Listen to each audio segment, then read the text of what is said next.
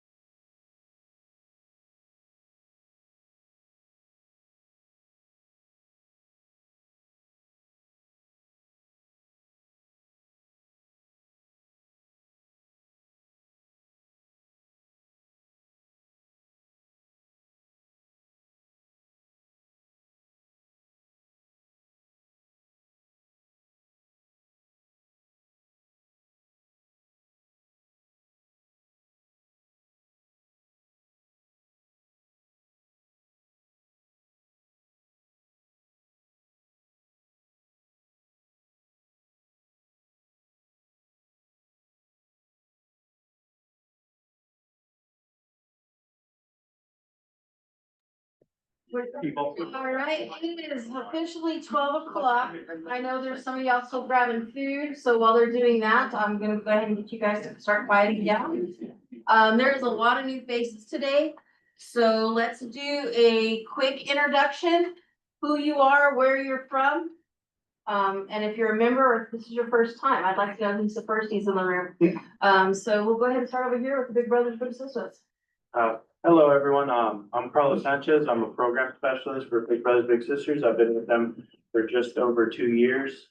I don't believe we're members. I don't think so. You're not. We We will sit down. Yes, fix that. Just for I okay. Thank you. James and Big Brothers Big Sisters, and I've been with them for about 5 months. So, Welcome. yes. Denise Martinez, with Minihead. I have been a member for, I think, 41 years since it got started. So, Dan Jennings, 100% Chatham County, I'm a member. Wendy Taylor with Casa Kids, I am a member. Sarah Johnson, Casa Kids, and I think it's been almost a year now, so. I'm Valerie Led, Casa Kids, and I'm the first one. Yes, Valerie, you too. Hi, I'm Valerie Lopez. I am, say hello. Sure. You can I remember. just was here in years, so I'm like, what was that?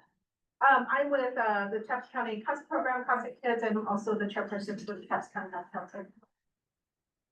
My name is Natalie Trinko, and I am with the Department of Health Children's Medical Services, and this is my first time.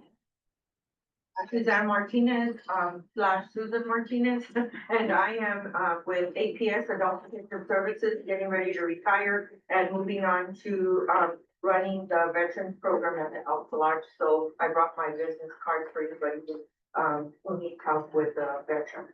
And she is not the former governor. No, I'm not. I saw that. Oh, thank you. I am Marty Garcia with Leagues for Life. I'm Regina Bejarano with the Florida Department of Health. And I think I'm a member, I'm not sure what I. Yes, you are. Okay. I'm Tara with CASA and I thought I was a member, but I saw. You're not. I don't know what happened. We're gonna have a lot of new members today. Right. Hello, everyone. My name is Rosie Rand. I am with CASA and I am a fresh member. Fresh.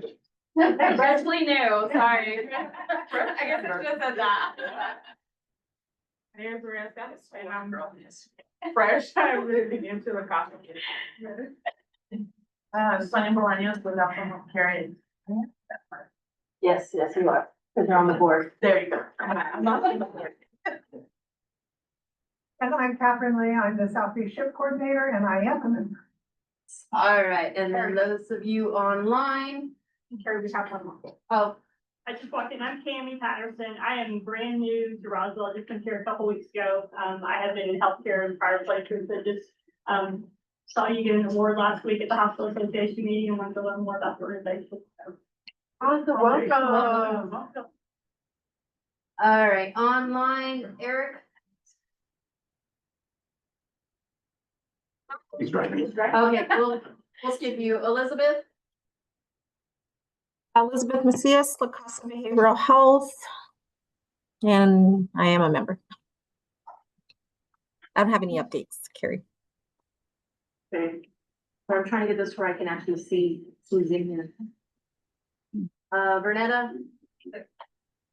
I'm Bernita Pacheco and I'm with Common Spirit St. Joseph's Children, a virtual home visiting program for first-time parents. And I just wanted to let you all know that we just added a sobriety program to our to Common Spirit. So just letting you know that that's something new for us. All right, okay, now Eric. Yes, ma'am. Eric Holland, Renew Health Outreach. There's no update, except, we're all just in good health up here in Redough. So that's about it. All right, Joanne? Joanne Palomino with New Mexico Department of Health. Thank you for having me. Bruce? Hi, everybody. Bruce Burleson from Bruce Burleson Counseling. I'm an addictions counselor here in town. I'm also offering a wide range of services now for level of care, going up to several times a week, along with daily check-ins, and I'm accepting new clients. Glad to be here. Ben? Yes, good afternoon, everyone. My name is Benjamin Hawkins. I'm with the Healthy Hearts Ambassadors Program through CDC and New Mexico Department of Health with Constellation Consulting. Thank you for having me. Joseph? Happy Wednesday, everybody. I'm Joseph Hill with the New Mexico Alliance of Health Councils. Just a quick thing, we've got some great training opportunities coming up. One on November 5th from 12 p.m. to 2 p.m. That's an advocacy training. We will have many people that will be a part of that, including some legal people. So that's going to be awesome. And also a fundraising and federal grants training. That's November 14th at 10 a.m. to 12 p.m. I will put all the information in the chat. Thank you for having me. Stephanie?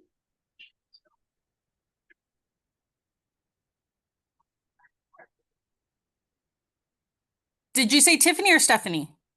I said Stephanie, who's not, Okay. We can't hear you, Stephanie. No. Okay, Tiffany? Good afternoon, guys. My name is Tiffany Bailey. I'm with Molina Healthcare and I'm running late, but I will be there in person in the next 10-ish minutes. Dr. Fraga? I'm Dr. Ferrari. I'm a local area neuropsychologist. Work with memory issues, brain trauma, Alzheimer's, that kind of stuff. Competency capacity. A couple days with La Familia and Embrace, another day or two with Dr. Karimi. Justin? Justin, I'm the CEO of Nurse State Mental Health and Consulting Services, and we just recently started providing counseling out of Renew's office there in Roswell, and they're doing medication out of ours in Portales. It's my first meeting, so. Welcome. Did I already get you, Elizabeth? Yes. Okay. Angie? Hi, everyone. This is my first meeting. I'm with NMDOH. I'm the manager for the Breast and Cervical Cancer Early Detection Program, which is one of the topics that we'll cover today. And Stephanie's here with me. I may be having difficulty with the audio. She joins regularly. All right, Stephanie? Okay, you still have, you're on mute. Okay, Vanessa? Can you see? Oh, there I am. Hi, everyone. Vanessa Borunda, Access Activity Director out at ENMU Roswell. And I believe I'm a member. We did just, you guys keep moving on me. How do you say her name? Debbie.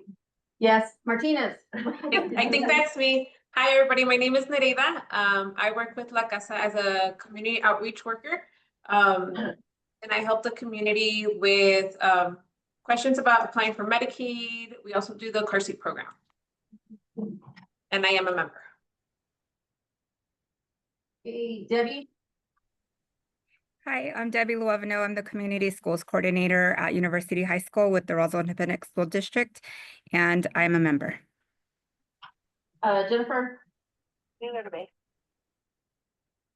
Jennifer Smith. I'm with Travis County CASA with the Family Services Program, and I'm also the Vice Chair for the Health Council.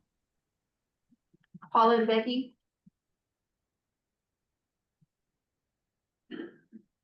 Paula or Becky? Becky or Paula? All right, Rocio?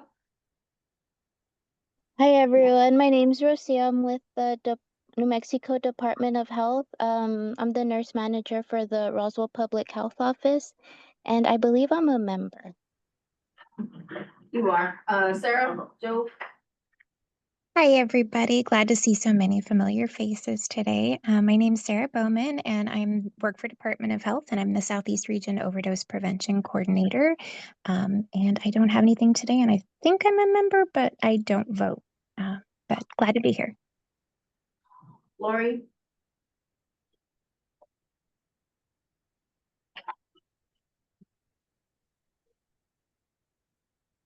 Loretta?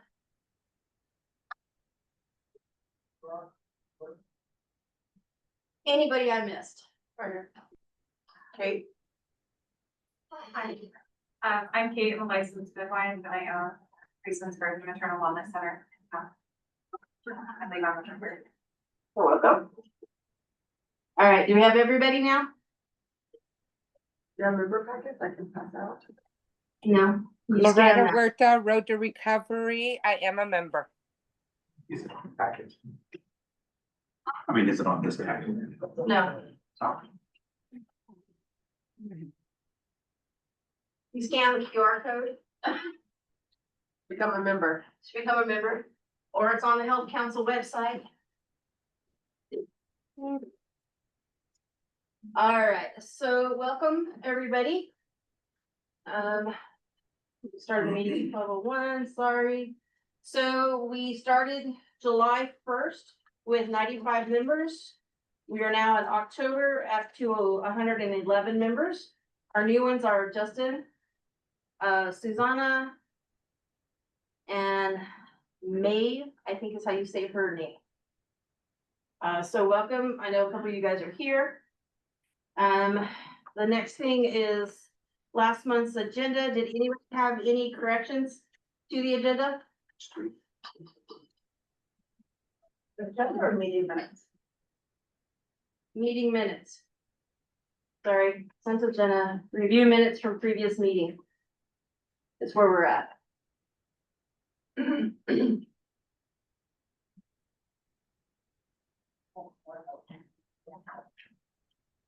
One, make sure your name is on there if you were here. That's usually where I kind of get mixed up. All right, if there's no changes to it, we will go ahead and move on.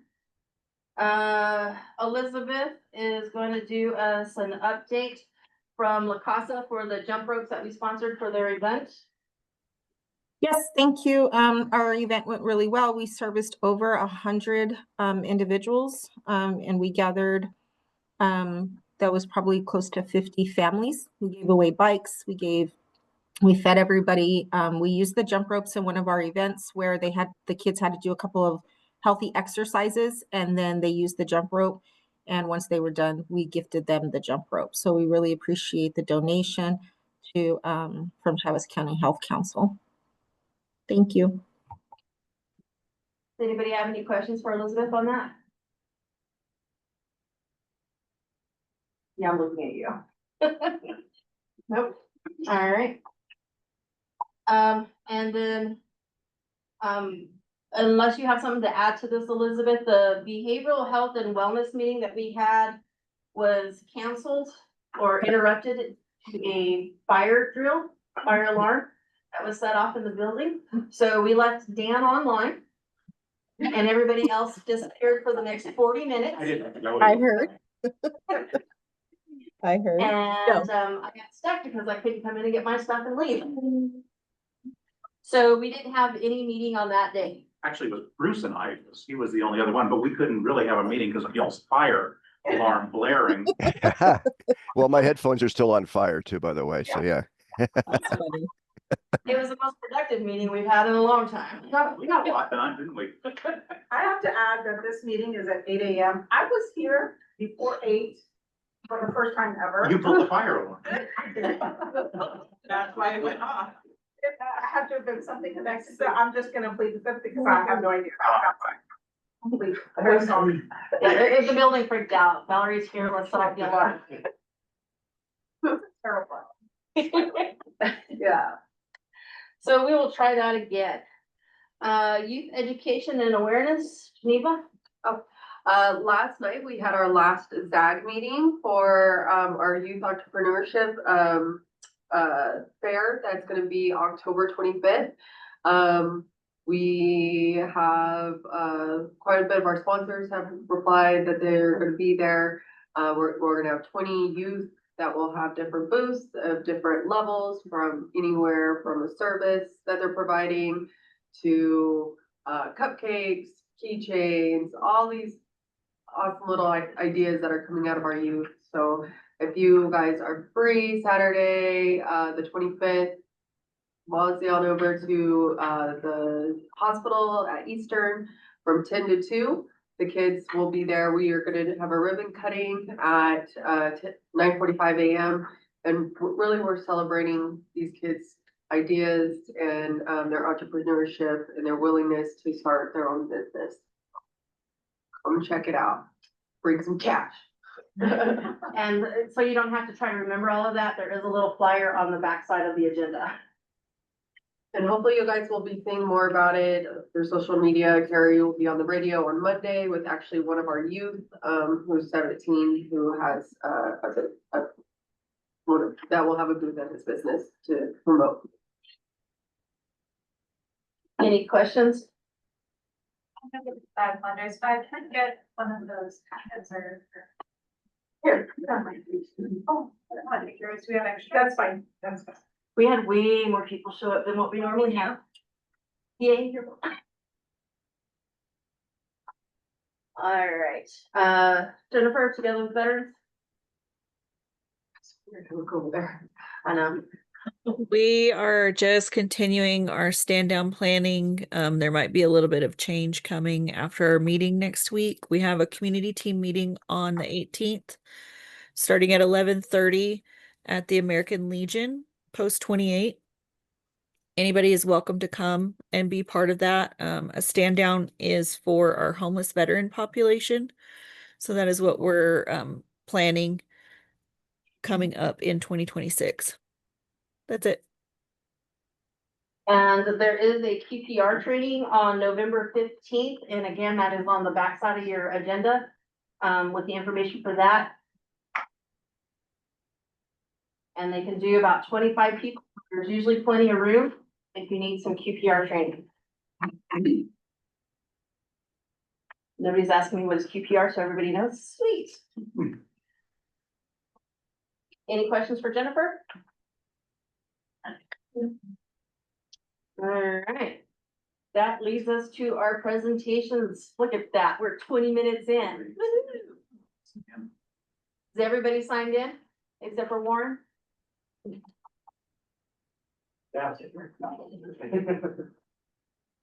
All right, so our first one up is the Breast and Cervical Cancer Early Detection Program, which is through DOH.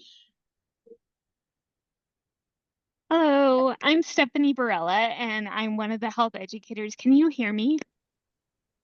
Yes. Can you guys? Okay, good. I'm sorry, I thought it was working earlier and it wasn't. My supervisor should be on and she's Angie Gomez Martelli and she's going to be presenting about our group. But thank you so much for letting us talk with you today. Hi, everyone. Can everyone see the slides? I don't use Zoom a lot, so I'm not sure if it's in presenter mode or. It is in presenter mode right now. All right, let's see. Is that better? No. Oh, that is, yes. All right, so I am the manager for education and outreach for the breast and cervical cancer program. Most of you have probably heard about the program. So please feel free to interrupt if you have any specific questions that I can answer. We are a program that has been around since 1991 in New Mexico. We're one of the original states to get funded from CDC to provide free breast and cervical cancer screenings for women without insurance who are low income.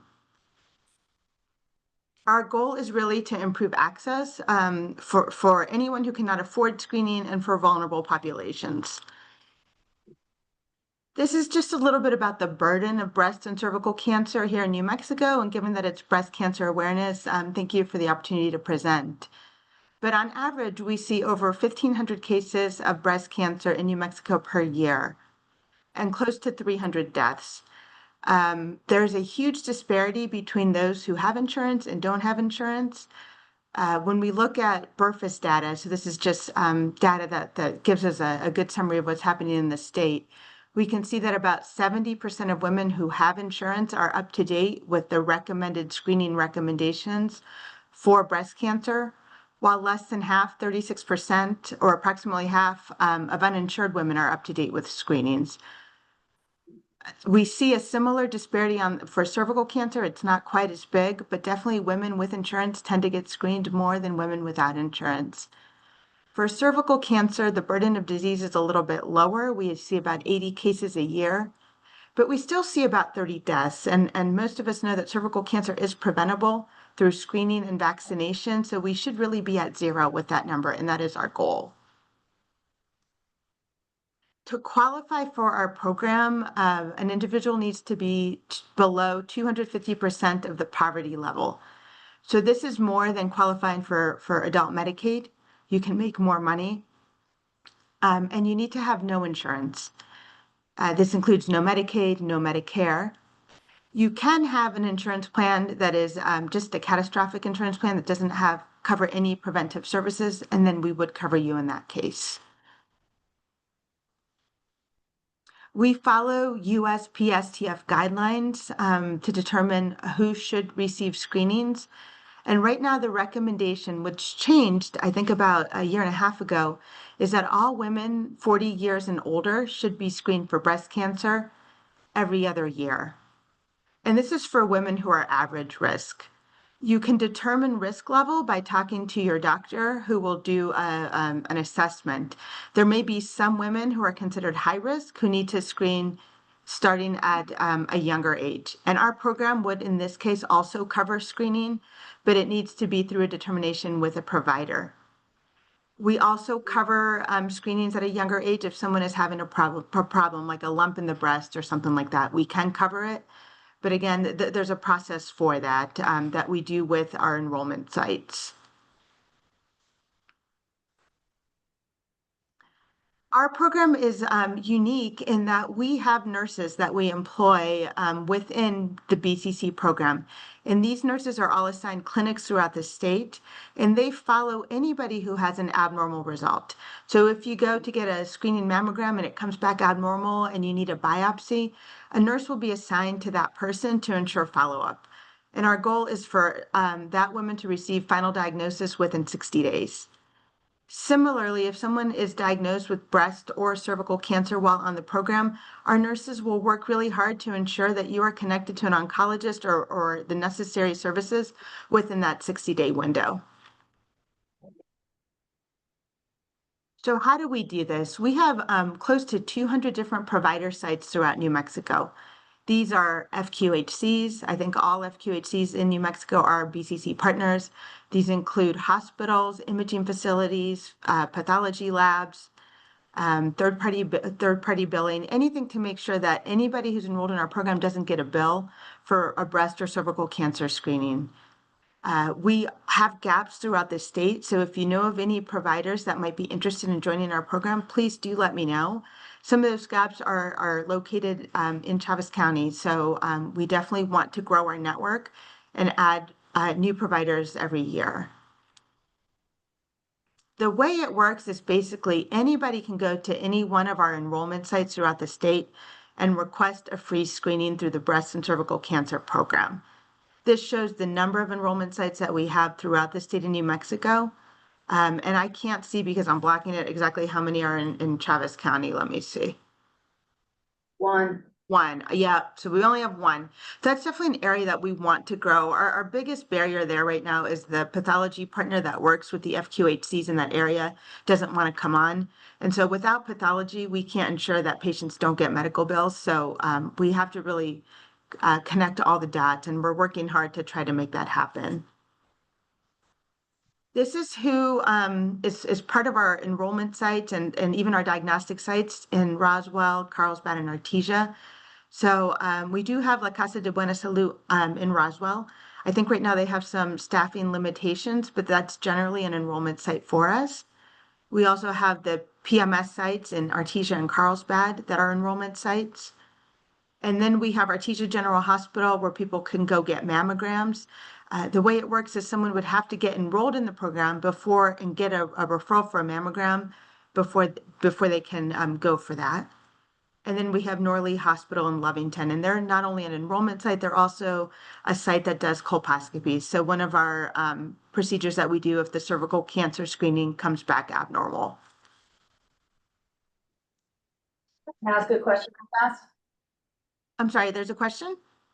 Yeah, on the La Casa, are they doing the screenings here in Roswell, or are they just enrolling them here and then they have to travel out?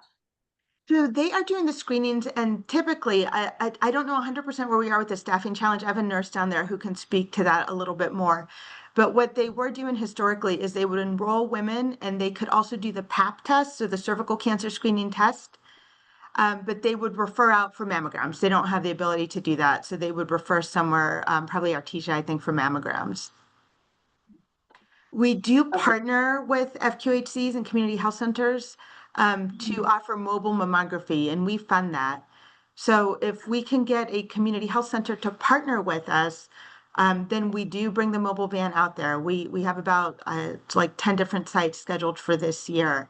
But we need a community health center to partner with us because we need those results to go somewhere and to ensure that women have appropriate follow-up from the screening event. But if you're interested, I'll drop my email in the chat, and I'm really happy to talk to anyone who's interested in mobile mammography or increasing access in that area. Any other questions before I go on? What is mean by community health center? A hospital? No, like an FQHC is typically who we partner with. So, so a community health center. We can partner with a hospital too if they do the enrollment piece.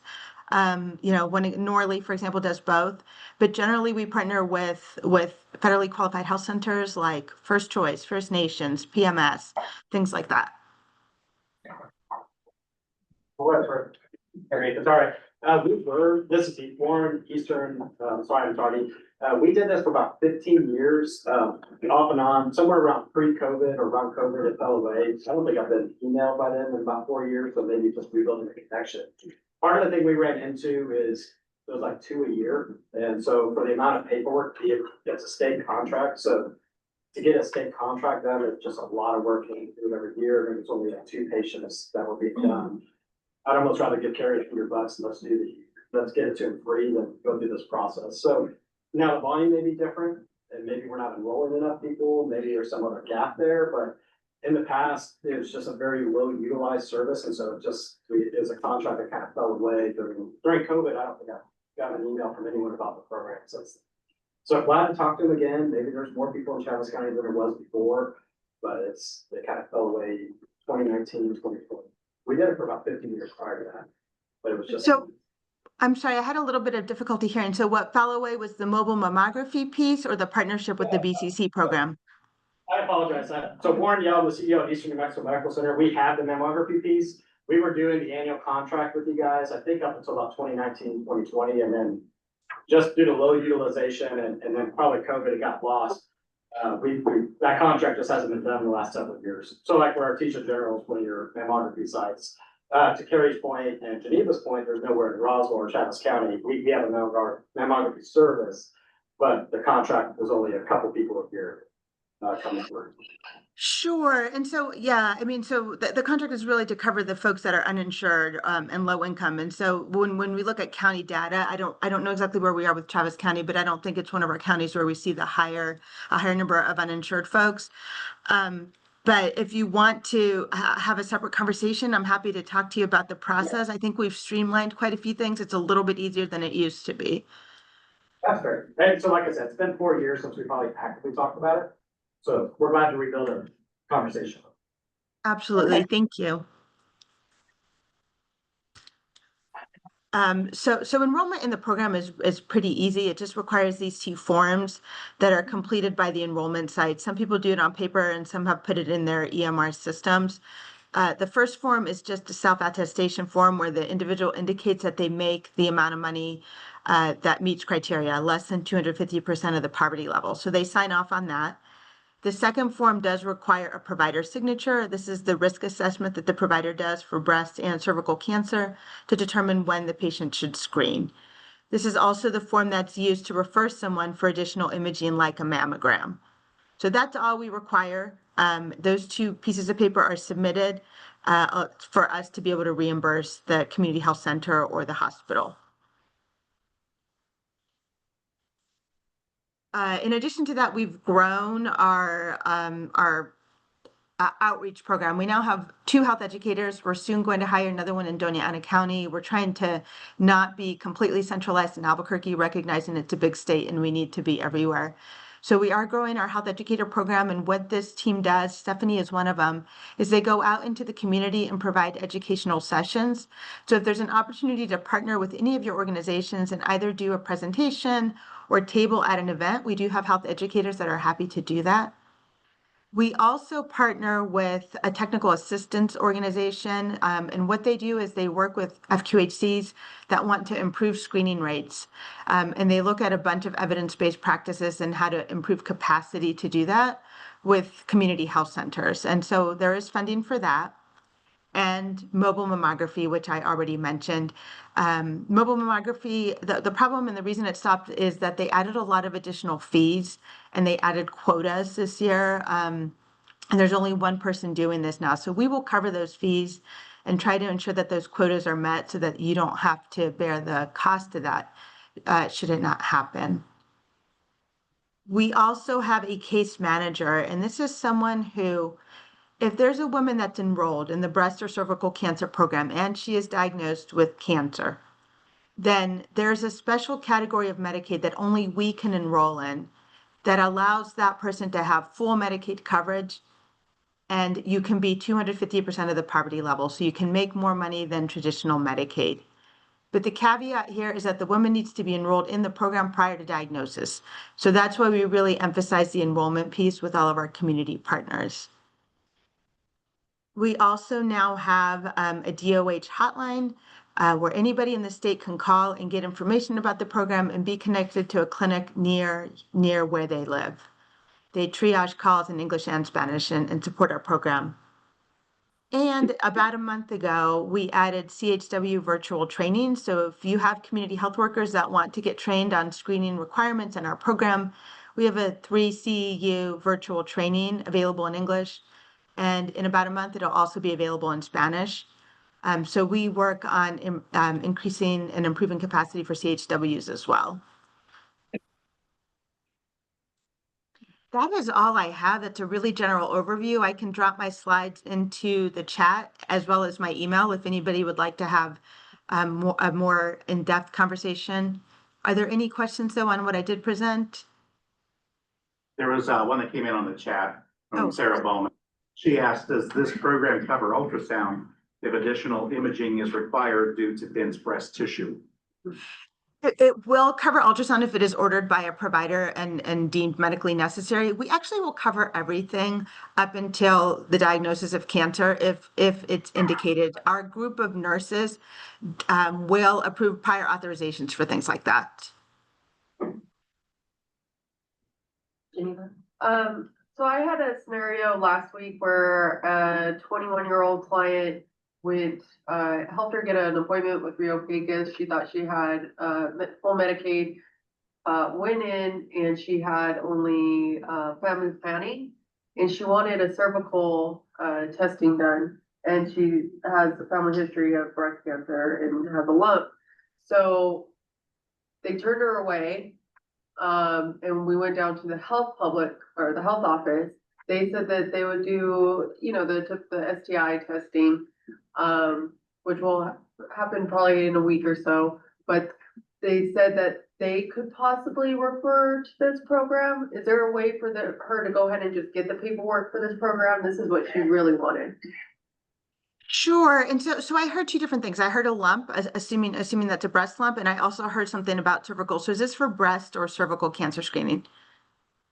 She really wanted it for breast, but because of her age,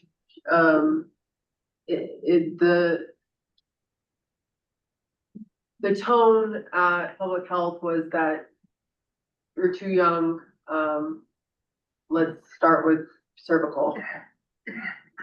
Yeah, so sure. So at 21, she wouldn't meet criteria for breast cancer screening. So for symptomatic breast cancer screening, that starts at age 30. However, I would encourage her to enroll in the program. Where did you say she went? Public health. So public health can enroll in the BCC program, and they can do the cervical cancer screening at that age under the program, and then just, make a determination of what she needs to do for the breast lump that she has. Will they do a breast exam?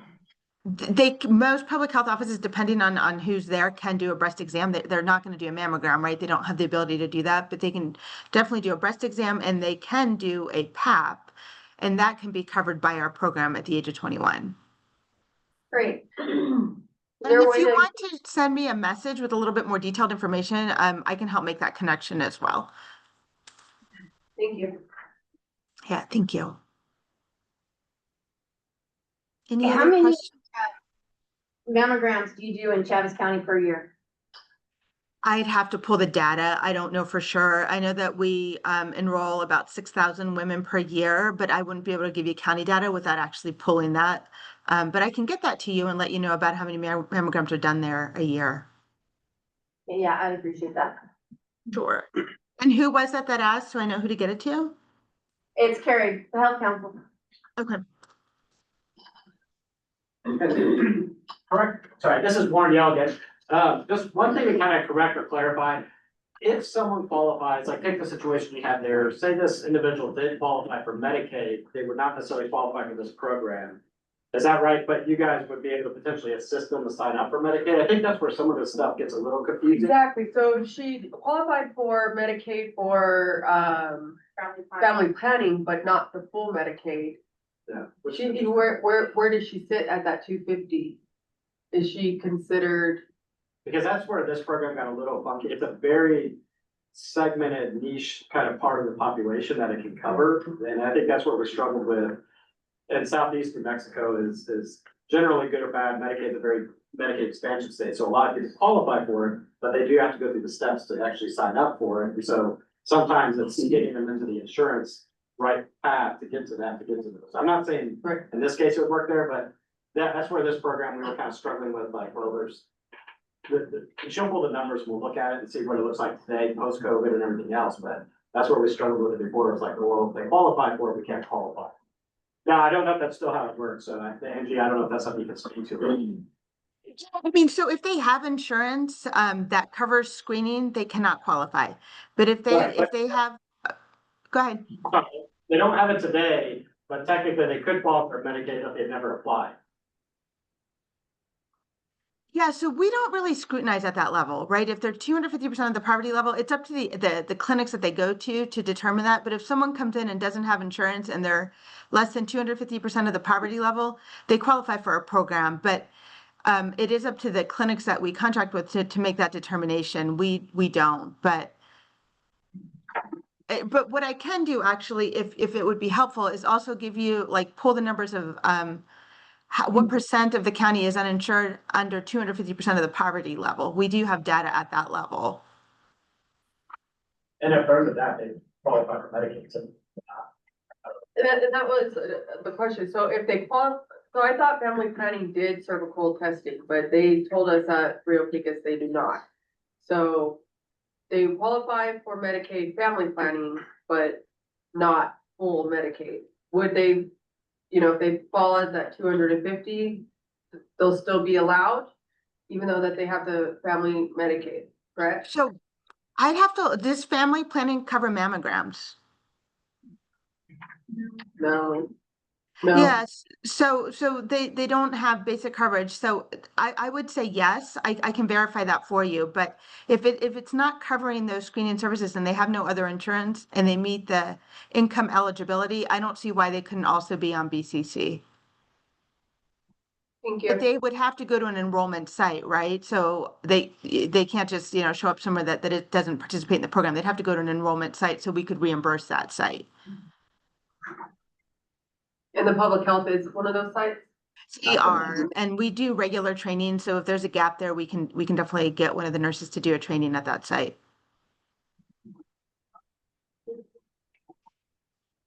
Any other questions?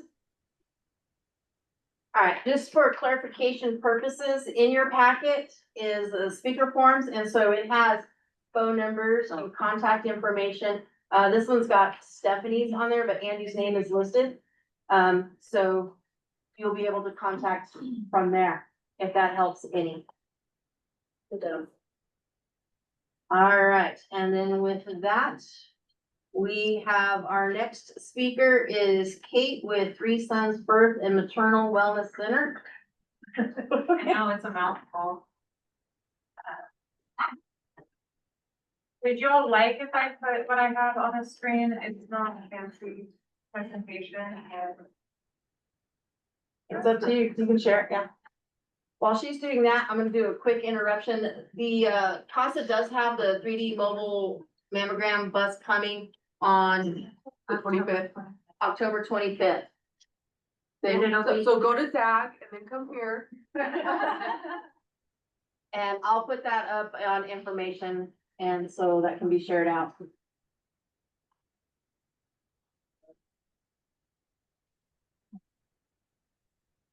These are the things you missed for those of you sitting online.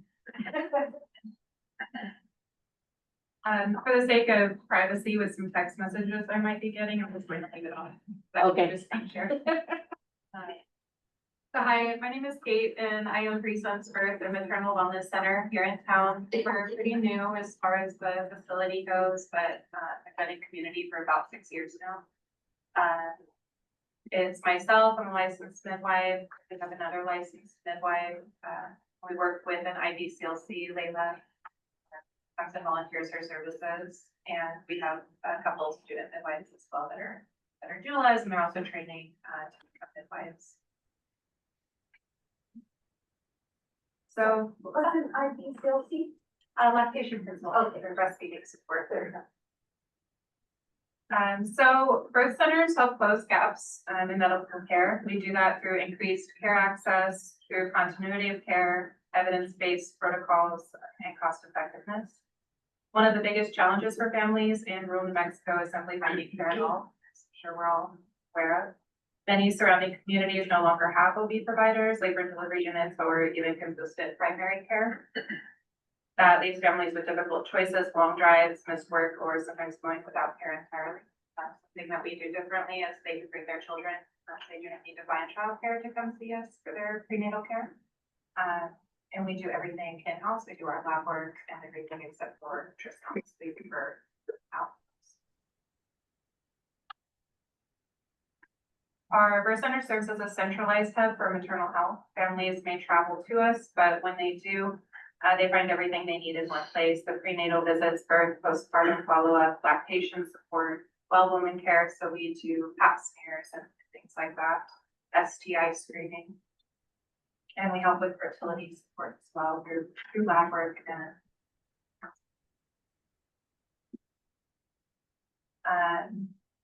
so this centralized model of care reduces fragmentation. Instead of bouncing between providers across counties, they're able to get most of what they need, especially if they're low risk in our area.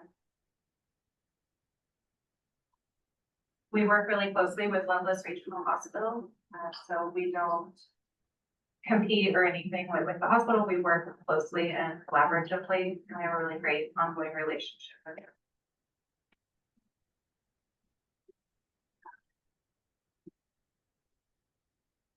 The continuity of care that we provide helps build trust. So the providers that they see prenatally are the ones that are at the birth.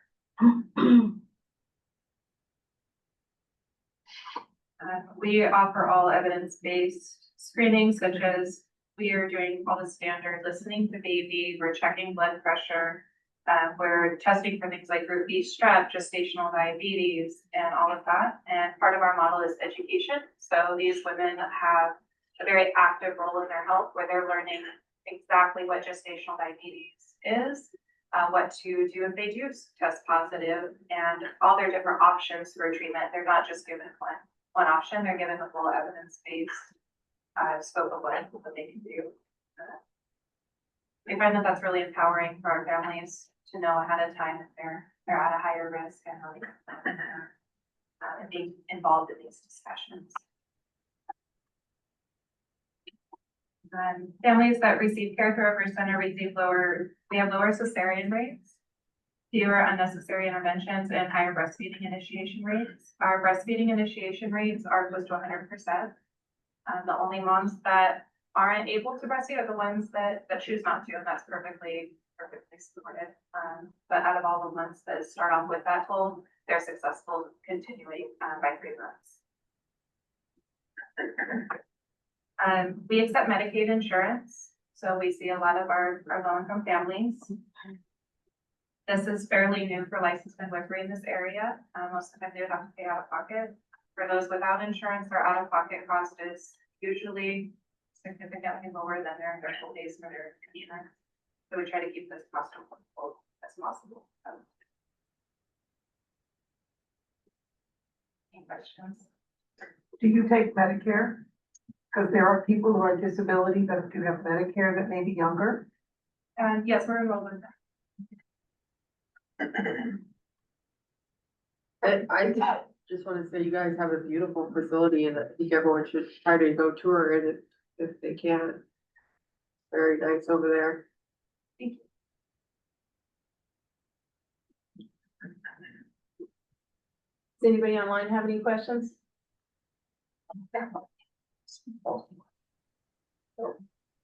Anybody else? I guess my comment would be, what a cool service. I didn't know that we had that available in the community, and I actually whispered to Wendy, like, how nice it is in Roswell, New Mexico to have that service available. Thank you.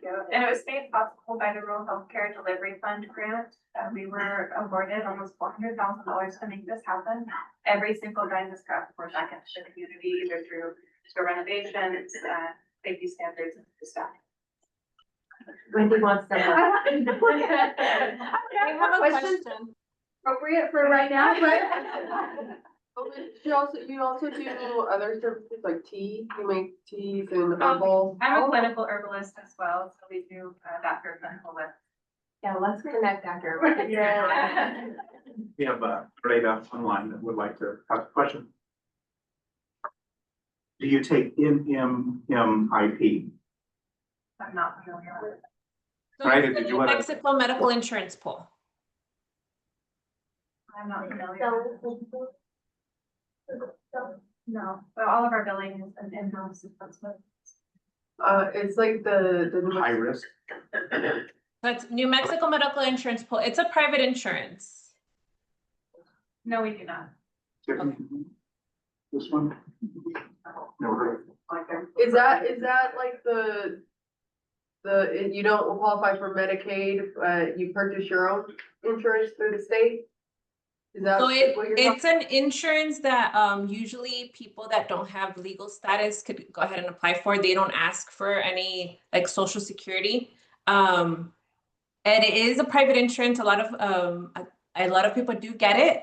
Even if you don't qualify for Medicaid, you could still apply for it. So they don't really request, oh, you have to have legal status to get it. But I've seen a lot of people getting it. That's why I was asking if you guys accepted the New Mexico medical insurance pool. Yeah, I've never heard of that. I'm sorry, is that NMIP you said? And we don't currently, but it is something that we could look into. They're willing Yeah. to do that. Yeah, because I have a lot of pregnant women that come and get that insurance and they're having to figure out where they could go get prenatal care. And some of them are driving to Carlsbad, and that's why I was just, maybe if you guys did take it, I could start referring them, like, here's another option if you're interested in it. Yeah, we'll look into that. I'll get back to you. Remind me right now, and I'll give you maybe less information. Next to her business department. Thanks. You're very welcome. And like my 2 cents, I have both of my kids with a nurse midwife in California.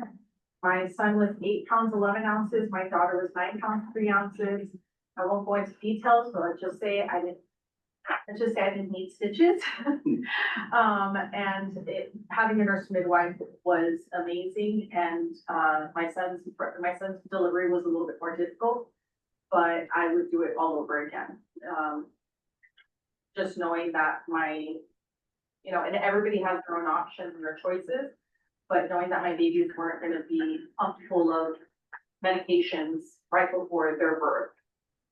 Because everything that the mother takes in, transfers over to the baby. But I love midwifery. I would do it all over again. And actually because I did it, my sister has done it for 3 of her kids, and all of her kids were huge, 9 pounds, 10 pounds, 11 pounds. And she's smaller than I am. Like, but yeah. I had a 10-pound, 1 ounce baby with a nurse midwife in North Carolina. Yeah. Yep. All right. Any other questions?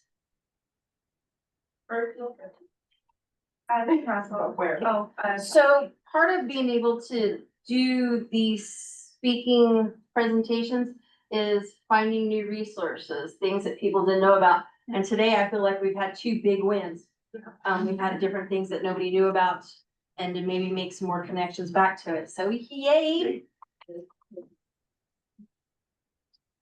I like it when things are going away. All right, with that, we have the gift card drawing.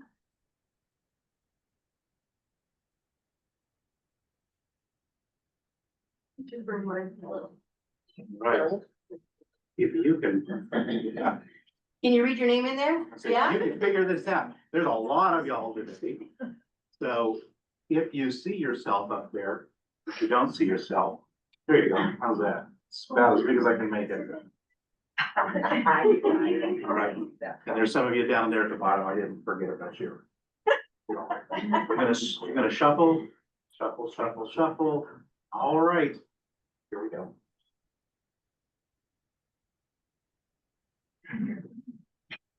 It hasn't stopped. Yes. Joanne, all of you. All right, Joanne, Are you online? she's online. Okay. So I'm gonna go over real quick, our next meetings, the next membership meeting is a potluck meeting. That is the one, okay, there's 2 months out of the year, I don't cook for you guys, November and December. November, you have to cook for me. Okay. Because I might not bring anything.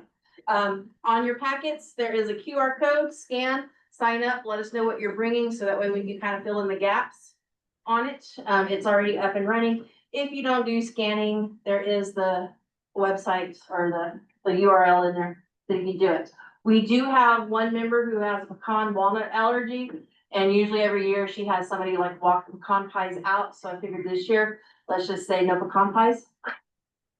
Which is sad, but we can leave the parking lot, okay? The date?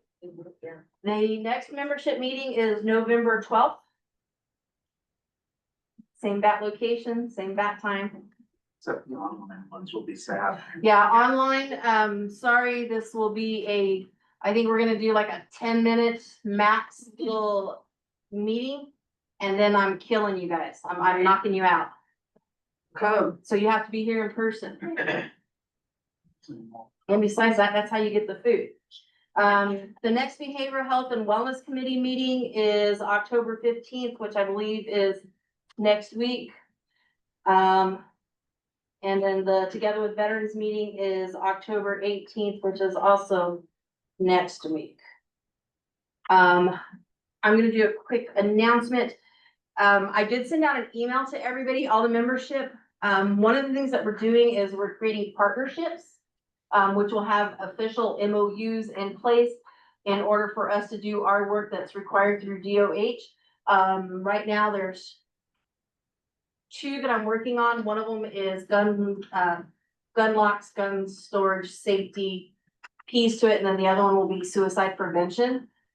So look at the emails that I'm sending out. If it's something that you want to partner with, just let me know. I'm also looking for resources. Who's providing gun locks in the community? Where are we doing some of this stuff so that we can, again, partner back together, because we don't reinvent wheels. We just figure out how to collaborate and work together. And the gun lock one is gonna be a bilingual marketing campaign, which in the past we've only done unilingual. That's a new word. So now we're trilingual. So that'll be interesting, and also that means that I'll need people who speak and read, write Spanish, because my Google can only get me so far. And I know that. But presentations, and then like I said, after we do this, then I'll send out for the suicide prevention, which they're all kind of tied together. So there'll be overlapping pieces to it. But this is where you guys as health council members get to help us, help the community, and help everything better. Does anybody have any, since we've got 4 minutes, anybody have any announcements? Starting here. 30 seconds. Medicare open enrollment is October the 15th to December the 7th. I will be at 5 of the sites here in Chavez County. I'll be at all the Joy Centers, the 4 Joy Centers, and I'll also be here at Casa Kids. I'm gonna be here at Casa Kids on the 5th, and then I will be at Midway, November the 6th. I will be at Roswell Joy Center, December the 1st. December the 3rd, I'll be at Lake Arthur Joy Center. December the 4th, I will be at Packerman. So if you know someone who needs to sign up for Medicare, they need help getting Medicare paid for through the programs, or if there's like questions about Medicare fraud, things like that, I'd be happy to help them. And Kathy's gonna I'll send email me you that flyers. information, so that I can put it in an Flyers email. for every one of them, you better believe it. Just a correction on the Together with Veteran meetings, it's at 11:30 in the morning, not PM. Oh. Come on. Party time. What? I just wanted to mention that I did bring some business cards since I'm fairly new to the program. And it does have my contact information for funds to help veterans through the Elks Lodge. And so I will hand those out if you want one, I'll pass it out. I highly suggest coming to our Together with Veterans meeting. And actually, 11:30. But I'm out of town, so I'm sorry, but I will try to make I'll partner up with you guys for sure. Okay. Going around the room. Mexican Have wedding. a quick, Oh, okay. Yes, first come, first served, it's gladiator. So really quick, we're working on breast cancer awareness / women's wellness event this or the 25th. It's gonna be the same day as the mobile mammogram unit and Neva's thing, I think. But we worked it out. So we're also gonna have the events from 11 to 4. We'll have survivor stories. We're gonna have an esthetician, Zumba. It's gonna be a whole thing. I actually wanted to get with you, Kate, to see if you wanted to kind of join us. So anybody else that wants to get on, I still have some space available for vendors. So just let me know. We'll also have a bra giveaway. Yes, a bra giveaway. Yes, and if you have any, thank you. If you have any to donate, please let me know. I will go and pick it up. Just let me know where I need to go. Sarah? In addition to that, we are having our celebrity nutrition class again this month, and it is on theme for women's health and wellness. And it's October 20th, 5:15 to 6:15, and I will carry all of the flyers. We have a family connections workshop that we are starting up on October 20th. And then for our court-appointed special advocacy to become an advocate for a child in foster care, we're trying something new and we're doing listening sessions on Facebook. And so our first listening session is scheduled for October 22nd from 6 p.m. to 7 p.m. It's just a virtual session. So if that at all interests you, please join and ask all your questions. Okay. It's opening up. HUD applications open up for Curry County, October 20th. However, you can transfer your applications from one county to another county. So it's done here in Roswell at the HUD office on land over there. Fill it out and then you can transfer it here because Chaves County hasn't opened up in a long time. And this might be some of the only way for them to get into that. Debbie, online. Hey, two things real quick. I am having my annual resource fair here at University High from 1 to 5 p.m. on October 23rd. The second thing I wanted to just be announced that I'm really excited is it's been a long time, years and years since they've done an awards assembly here at University High. And we are actually going to have our first awards assembly tomorrow at 2 p.m. for parents and guardians. Any adult that is, in supportive of their child to come, and their students are going to get awards. All right, and Benjamin? Yes, the Healthy Hearts Ambassador Program is going to be training local leaders, organizations in Chaves County on self-monitoring for blood pressure with people with blood pressure issues in Chaves County. So we're looking for those local leaders.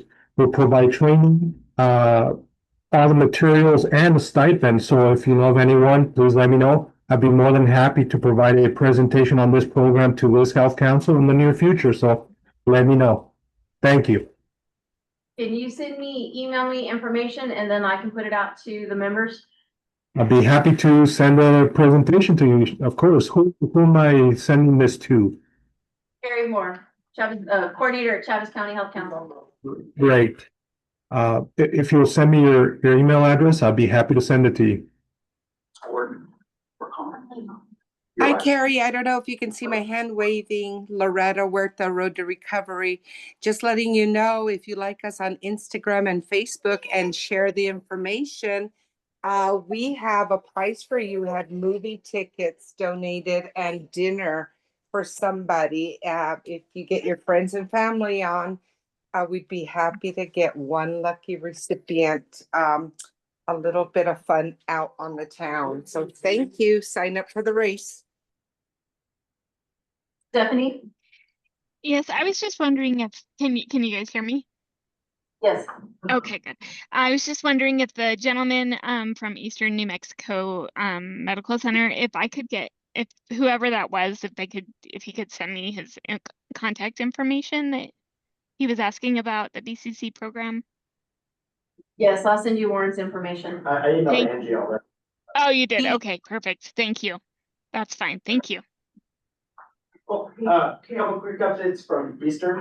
Real quick, I am working on a care coordination summit with the 4 MCOs. They're gonna be coming down November 14th is what we have tentatively planned. More information to come on that. That is really intended for those people that are trying to help patients navigate the various access to services and things. It's gonna be inviting all the hospitals in Southeast New Mexico, but there may be opportunity to add additional entities to that. I'll get Carrie. I don't know if it's gonna be available for everybody, like general public, or if it's gonna be more kind of trying to help the acute care side, try to coordinate more with the outpatient side. But either way, there's some opportunities on that. We are coordinating with Presbyterian, and I know we're gonna try to do something with Molina as well, but there's gonna be the turkey bag kind of giveaway we did last year during the flood. We're gonna do that again this year. There'll be 200 bags. That's scheduled for November 15th, tentatively planned, so we gotta get details, but as more details now, we'll get that to Carrie and she'll get that out to everyone. I know around this time of year, several people kind of come together and try to help offer different things for community members to access. More of a voucher system last year and it worked really well. So some more information will be coming up in the near future on those 2 items. And then one last thing, new technologies. We got the new Da Vinci robot went live July 31st. We've done 30 surgeries so far since July. Dr. Fuccineri with Rio Pecos opened up the GYN service line last week. So now we can do that for women's surgeries as well. Amazing technology, been new to Roswell, new to Southeast New Mexico, and we're excited to offer that. So anyway, hysterectomies, choles, appies, any of the abdominal, it's all for general surgery, abdominal type surgeries.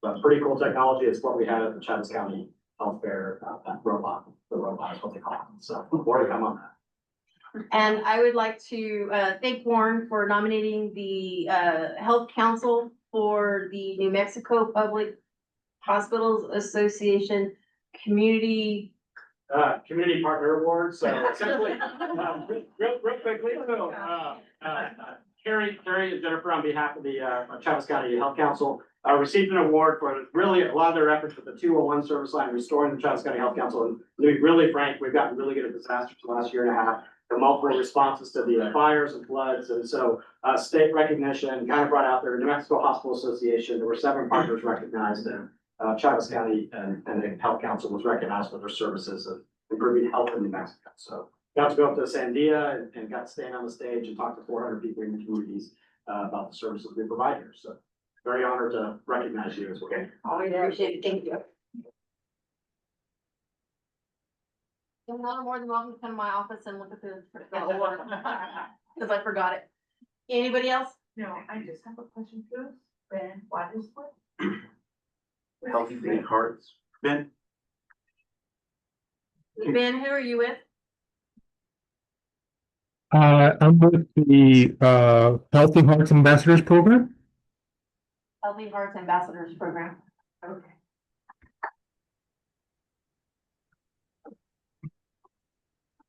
All right, anybody else? On that, I am calling this meeting to an end at 1:06 PM, not AM. Board members, if you guys could stay behind. Yeah. So I emailed you and wanted to know that you. I was meeting some of it, so. Because he said in the chat, I sent you the. So that'll be a message, so I actually a lot. So. I'll help. Has a Oh, a way to keep track of it.